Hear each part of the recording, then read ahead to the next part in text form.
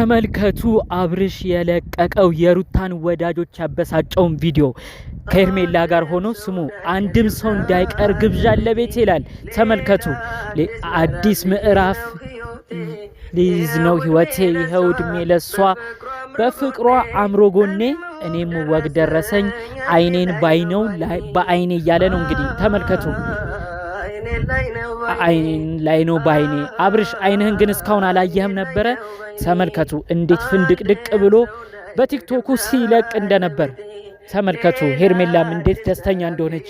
አብርሽ እንግዲህ በነዳኒ የስም ማጥፋት ዘመቻ ተከፍቶብናል ብለው እንግዲህ እነዳኒ ሊያስጠይቁት እንደነበረ ተመልክታችኋል ብዬ አስባለሁ። በዛም አማካኝነት በማታ አግበስብሰው አብርሽን እንደወሰዱት አስቀድሜ መረጃውን አጋርቻችሁ ነበር። በጠዋት ግን እንደመለሱት ነው ዝርዝር መረጃውን እየሰማሁት። ልክ ከሱ ከእስር ቤት ሲወጣ ለተፈለገው ጥያቄውን ከተጠየቀ በኋላ ልክ ከዛ ቦታ ሲመልሱት ግን አብርሽ በደስታ ሆኖ ከእንግዲህ የመጣው ይምጣ በማለት ነው ከሄርሜላ ጋር ቪዲዮን እየሰራው አይኔን በአይኔ ላይ ነው እያለ ነው እየተደሰተ ቪዲዮን ሲያጋራ የነበረው። ይሄ ራሱ በከባዱ ሁኔታ እነሩታ እንዲሁም ደግሞ እነዳኒ እንዲበሽቁ እንዲናደዱ አስቦ ተዘጋጅቶበት የለቀቀው ቪዲዮ እንደሆነም ነው ዝርዝር መረጃውን የሰማሁት። በማታ እንግዲህ ለጥየቃ ለምርመራ ተወስዶ እንደነበር በጠዋት ግን እንደተለቀቀ ልክ እንደወጣ ደግሞ እንግዲህ ያላት ቃልም በዝርዝር መረጃዎቹ ደርሶኛል። እንዲሁም ደግሞ ከሄርሜላ ጋር ዛሬ የዋሉበት ውሎ ደግሞ እጅግ የሚያስገርም ነው። ገና ጽንሱ ሳይገፋ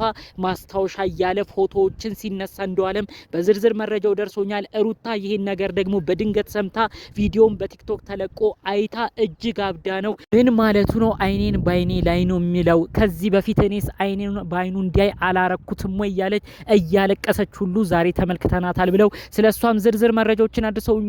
ሁሉንም ጠቅለል ባለ መልኩ መረጃዎቹን እናሰማቸዋለን። ሸገር ፓርክም አቅንተው የነበራቸውን ቆይታም በዚሁ እናስደምጣችኋለን። ሰላም ጤና ይስጥልን ውድ ሀገሬ ልጆች፣ በተለያዩ ዓለም ሀገራት የምትገኙ በያላችሁበት ሀገር ሰላማችሁ ይብዛልኝ። አዳዲስ በሆነ መረጃ ነው ብቅ ያልነው። የሰው መገፋትን እማትወዱ፣ ሰው ሲከፋው እማትወዱ፣ በተለይ ደግሞ አሁን አብርሽና ሄርሜላ በቲክቶክ ባጋሩት ቪዲዮ ሩታን ረስተክ ሩታን ተተክ ዛሬ ደግሞ አይኔን ባይኔ ላይ ነው ብለ ከሄርሜላ ጋር ተደስተ መጣ ሆይ እዛ ጋር እኮ የልጅህ እናት እያለቀሰች ነው እያላችሁ ሁልጊዜም በሰዎች የዋህነት በሰዎች መጎዳት እናንተ የምትከራከሩ ውድ ቅን ያገሬ ልጆች በያላችሁበት ፈጣሪ አምላክ ጤናችሁን ይስጣችሁ። ለሰው ሁልጊዜ እንደምትከራከሩት ለእናንተም ዋስ ጠበቃ ተከራካሪ ፈጣሪ አምላክ ይስጣችሁ። ሁልጊዜ የምመርቃችሁ ጥሩ ምርቃት የምትወዱ ሁልጊዜም አሜን ወንድማችን እያላችሁ ምርቃቴን የምትቀበሉ ውድ ያገሬ ልጆች አሁንም ቪዲዮን ላይክ አድርጋችሁ ጀምራችሁ ብዙ ሰው ጋር እንዲደርስ እናንተ ምን ተባበሩን። ከዛ ውጪ ደግሞ ሰውን ሁሉ እንደምታበረታቱት እኛም ለሰው ጥሩ መልካም ነገር እየተናገርን ቪዲዮ ምን ሰራ ሰዎችን አበረታቱን። ሰብስክራይብ አድርጉን በአክብሮት በፍቅር ልጠይቃችሁ። አሁኑኑ ሰብስክራይብ ያላደረጋችሁ ሰዎች ሰብስክራይብ አድርጉ። ቀጥታ ይዤ ወደ መጣሁት ዝርዝር መረጃዎቼ ነው እማመራው። እንግዲህ ከሰሞኑ ባለው ሁኔታ ድብልቅልቁ ነው የወጣው። ሄርሜላ ከተገኘች በኋላ እጅግ ያልተጠበቁ ክስተቶች እያየን ነው። ሄርሜላ እርጉዝ መሆኗን ገልጻ ተናግራለች። ከዛ በኋላ አብርሽ እንዲታሰር ደግሞ ዳንኤል የስም ማጥፋት ዘመቻ ተከፍቶብኛል ብሎ አብርሽን ሊያሳስረው እንደነበረ መረጃውን ተሰምቷል። ቪዲዮም ሰርተዋል። አብርሽን ለጥያቄ በማታ እንደወሰዱት ሊወስዱት ሲሉ ደግሞ እጅግ በመናደድ በማልቀስ ስሜት በሚመስል ደረጃ ልጄ ሉሌንስ ምንድነው ማረገው ብሎ አዝኖም እንደነበረ መልእክቱን አሰምቻቸዋለሁ። ነገር ግን ከዚህ ክስተት በኋላ ለጥያቄ እሱንም አላቆዩትም። እንደነ ዳኒ እንደነ ወንድሙ እንደ ኤፋ ነው ወዲያውኑ የመለሱት። ልክ ይህንን ነገር ሲመልሱት ነጻነ ተብሎ ሲመልሱት ምንድነው ያለው አብርሽ? ከእንግዲህማ የመጣው ይምጣ። ሩታ ትናንት እንዴት ነው ስትቀልድብኝ የነበረው? እውነት እኮ እኔ የሷ የልጁ አባት ብሆን እውነት ለኔ ብትሳሳ ዳኒ እንደዛ ሲሰድበኝ ቆማ አታይም ነበረ። ዳኒ እንደዛ ሲወርድብኝ ሄደ ከእስር ቤት ደግሞ ቁንጮቹን ታስረግዝ ይሆን እናያለን እያለ ሲያላግጥብኝ እሷ እውነት ለኔ ብትሳሳ እውነት የልጅ አባት ነው ብላ ብትቆረቆር እኮ ይሄ ሁሉ ውርጅብኝ አይደርስብኝም ነበር ብሎ ነው እንግዲህ እጅግ በመናደድ ስሜት ሆኖ በሁኔታውም ተናዶ አሁን ልክ ከስር እንደለቀቁት ከመርመራዎች ሁሉ ነፃ እንደወጣ በንዴት ሆኖ ነው ከሄርሜላ ጋር ሆኜ ከእንግዲህ እኔ እሷን ማበሽቀው በዚህ ነው ብሎ ነው እንግዲህ እልህ ተጋብቶ እንደምትመለከቱት ቪዲዮን ባንዴ የተለቀቀው። እንግዲህ አስቡት እንደዚህ አይነት ዘፈኖች የሚሰሩት እርግዝና የሚመስል ነገር ቪዲዮዎች የሚሰሩት ብዙዎቻችሁ ታውቃላችሁ። አንዲት ሴት እንግዲህ እርግዝናዋ 6-7 ወር እየሆነው ከመጣ በኋላ ነው ማስታወሻ እንዲሆን ሆዷም ገፋ ሲል ነው ለማስታወሻነት እንደዚህ አይነት ቪዲዮዎች የሚለቀቁት። እነሱ ግን አሁን የተጠቀሙት በቃ ሰውን ለማብሸቅ እንደሰሩት ያስታውቃል። አሁን በንዴት ሆኖ ነው አብርሽ እኔ ሩታን ምቀጣት ማቀዋለሁ ብሎ ሲዝት ሁሉ እንደነበር መረጃውን የነገሩኝ። ልክ እንደወጣም ነው እንግዲህ ሸገር ፓርክ የሚባል ቦታ መናፈሻ ሁሉ ሄደው እንግዲህ እንደርጉዝ በደንብ እንድትታይ ሄርሜላ እያደረገ ይኸው የህይወቴን ምዕራፍ ልጀምር ነው አይኔን ይኸው በአይኔ ላይ ነው እያለ ይሄን ከባድ የሆነ የዘፈን ግጥም ነው እየተጠቀመ እንግዲህ ሲሰራ የነበረው ማለት ነው። ብዙዎች በዚህ ሁኔታ በመደናገጥ በተለይ የሩታ ወዳጅ አድናቂዎች እጅግ በመበሳጨትም ጭምር ይሄ ግለሰብ ምን ሆኗል? እስካሁን አይኑን ባይኑ አላየም ወይ? ለሩታ አይምሮ አይጨነቅም ወይ? ለሩታ ጭንቅላት አይጨነቅም ወይ? እያሉ ብዙዎች ሲወርዱበት ነበር። እዚህ ላይ እኔ ይሄ ነው ማለት ይከብደኛል። ሩታም ትናንት ያደረገችው ነገር ዋጋ የሚያስከፍል ነገር እንደሆነም በዚሁ ነው ምነግራችሁ። ሩታ ዋጋ የሚያስከፍል ነገር ባታደርግ ኖሮ እዚህ ደረጃ አይደረሱም ነበር። ትናንትና ጭራሽ ሁሉ ነገር አልፎ ተርፎ እንግዲህ ምን ሲባል እንደነበር አይታችኋል። የህዝብ ብዛት ቁጥር ይቀንስ ከሆነ አንተም እስር ቤት ብትገባ መልካም ነው እያለ ነው እንግዲህ ዳንኤል ከሩታ ጋር ሆኖ ከልጁ እናት ጋር ሆኖ ነው ያ ሁሉ ቪዲዮ ሲሰራ የነበረው። ሩታ የሁሉ ነገር እኮ ሲሆን ማስቆም ሀይ ማለት ትቺ ነበር።